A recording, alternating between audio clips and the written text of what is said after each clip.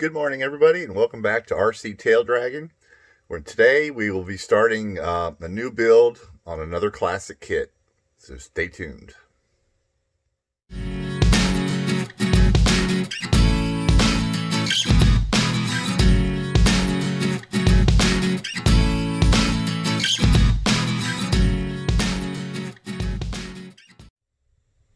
Okay, so today we're going to be starting a new build on a classic kit here, a Hobby Lobby Telemaster 66. It's a very popular design. They came in all kinds of different sizes, to super big to really small.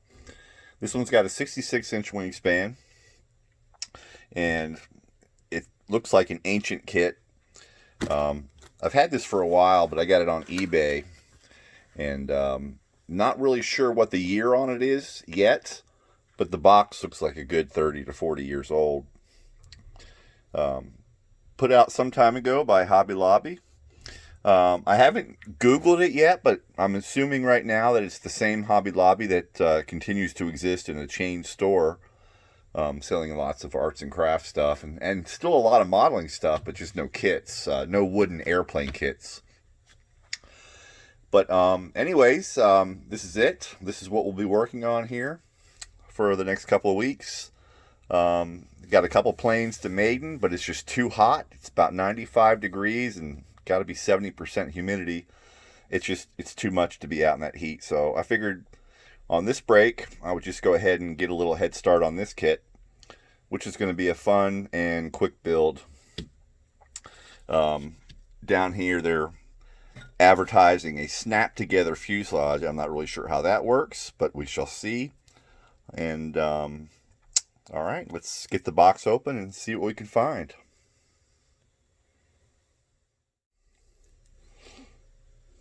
Okay, here we go. We got a look inside the box here. Everything looks completely undisturbed. Everything looks like it's right where it was supposed to be from the factory. So I'm happy about that. Came with some decals here, which don't look like they're in too bad a shape, but I won't be using them other than maybe the actual Telemaster. I've already put in an order with Cali Graphics, and she's coming up with a design for me to go on this airplane, so that'll be cool. Came with this little Fox 40 engine brochure here. I don't know if Hobby Lobby had anything to do with Fox motors or not. Let me just set this here. Okay, it shows the engine all breaking down, shows how to replace the bearings and everything. So this might be cool reference material in the future, so I'll hang on to it. I don't have a lot of experience tearing down glow engines other than the little Cox engines, so maybe I'll learn something there. Got a couple pages of detailed instructions / plans. And again, like I said, everything was complete. Here's the ribs up here. Looks like everything is still there. It's a die cut kit. It's not laser cut. It's an old kit. This thing's got to be 30 years old at least. You know, I really hate it when, you know, this balsa grows on a tree in a jungle somewhere, gets cut down, gets hauled away, gets basically harvested, gets cut down into smaller pieces, gets bought up by these kit manufacturers. The kit manufacturers cut them, die cut them, laser cut them, whatever, put them in these boxes. They go to the store, they're purchased, and then they just sit on the shelf for 40 years. I don't get it. I love rescuing these old planes. This thing was supposed to fly. That's what it's destined to do. So that's what we're going to make it do. Be another kit saved from the scrapyard of life. But there we go. So I'm going to go through this off camera, see what we're going to be doing first, and then I will get right back to you. Back in a minute. Okay, so after looking everything over for a minute or two, decided to go ahead and start with the horizontal stabilizer. That's usually where I start anyways. You start small, you get going. We have the plans for the stabilizer, and the wings are folded underneath here. There's no plans for the fuselage, but that's okay. We got plenty of the detailed instructions to help us along. It's going to be pretty simple. Now, this is a full flying stabilizer. It actually has airfoil shaped ribs instead of being flat, which was what you would expect to find on a kit like this. But this is going to be interesting. We have an upper and lower spruce. We have a spruce connector for the elevator halves. I like that better than piano wire. It's a lot beefier. Looks like we might have some sheeting on the center section here by the way the grain is drawn on the plans here. So there's obviously some wood there. Again, airfoil shaped ribs. We have a shaped leading edge. So yeah, it looks like it's going to be pretty cool, pretty fun to build. So one more thing I noticed I'm going to reposition these hinges just a little bit. The way they interfere with the ribs here, not a great idea. We'll just move that over a mil or two, and this one maybe this way a little bit, and make that better. So yeah, I'm going to go ahead and see if I can't locate some parts from the box, and see if we can't get started. I'll be right back. Okay, so I went into the box and found all the parts. I believe I found them all for the horizontal stabilizer. Got the elevator pieces here. Got the hardwood connecting piece. Wingtips. All the ribs. The upper and lower main spars. And the leading and trailing edges here. And some sheeting. Looking at the directions a little bit closer, I think the sheeting is only on the bottom. So we will do that. And so now I'm going to see if I can start test fitting some of these pieces together and see what we can get glued up. I'll be right back.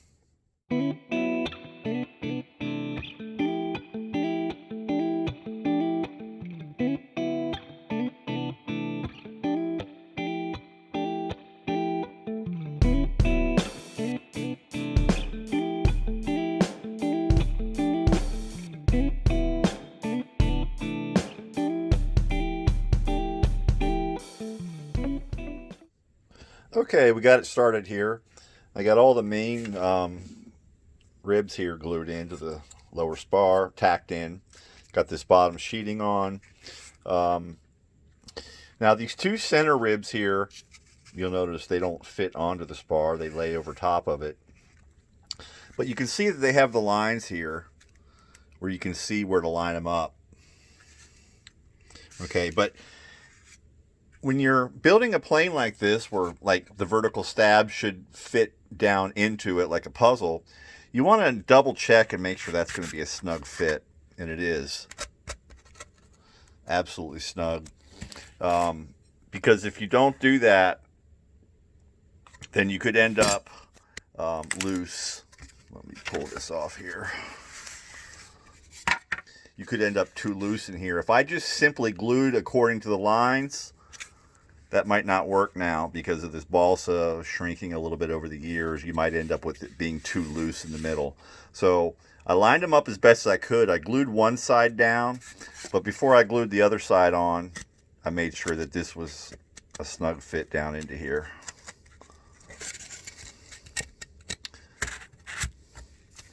Like that. Okay, so I'm going to go ahead and do some more here. I'm going to get this leading edge on here. I'm going to get these last ribs on here. I actually have to cut the spar shorter here because the last ribs don't have a notch on the bottom. So that's what we're going to do. We're going to continue on and see if we can get this done today. Okay, I just wanted to take a second out here to show you this really cool coffee mug I have here. My daughter made this for me. So these basically start out as a plain stainless steel cup, and then she paints them, and she cuts out graphics with her Cricut cutter, attaches them on, and then finishes it with this really cool, clear sort of, I don't know, polyurethane or lacquer or something, but this is really cool. She's on Facebook, Glitzy Tumblers.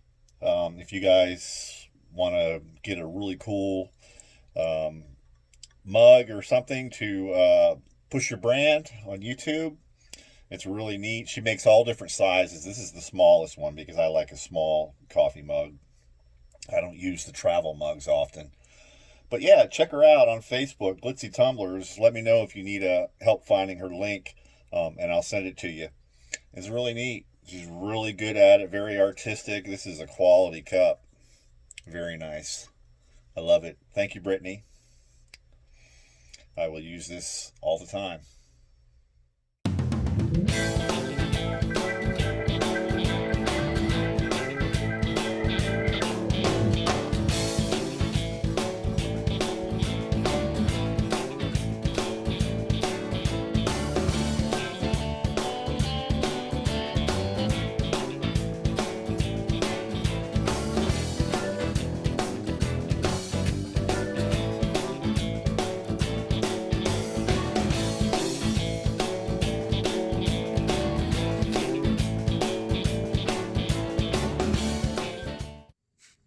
Okay, so we got the basic structure done here for the horizontal stabilizer.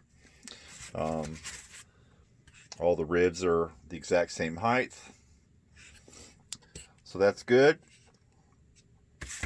Now, really all we have to do left with this piece is the wingtips.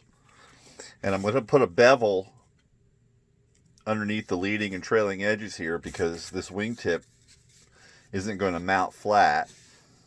It's going to be, it'll be glued at the bottom of the rib, but it'll have an angle up to it like this. To give us a nice shape to the wingtips, or the stabilizer tip. But that's what I'm going to work on next. I'm going to get these cut to the exact length I needed on both sides. And then I'm going to put a bevel, and then we'll glue this in, and then there's a gusset piece that goes right in here.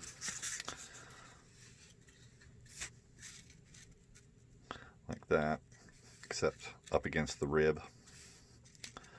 So yep, I'm going to continue on, see if I can't get that done today, and see what's next.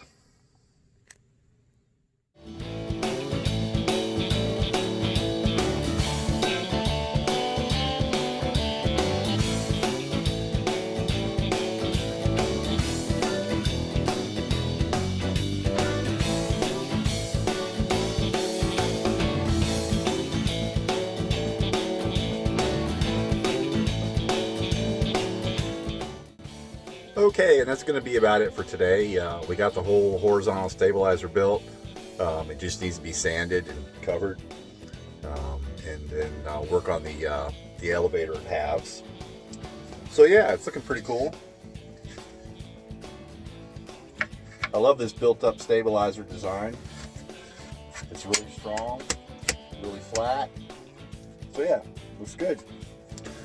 So really appreciate you tuning in here. I hope you'll smash that subscribe button and the thumbs up button and everything, and hopefully meet me back here for the next section, and we'll be probably working on the wings. I'll cover this offline. I'll sand it and cover it offline, and in one of the future videos I'll show it to you.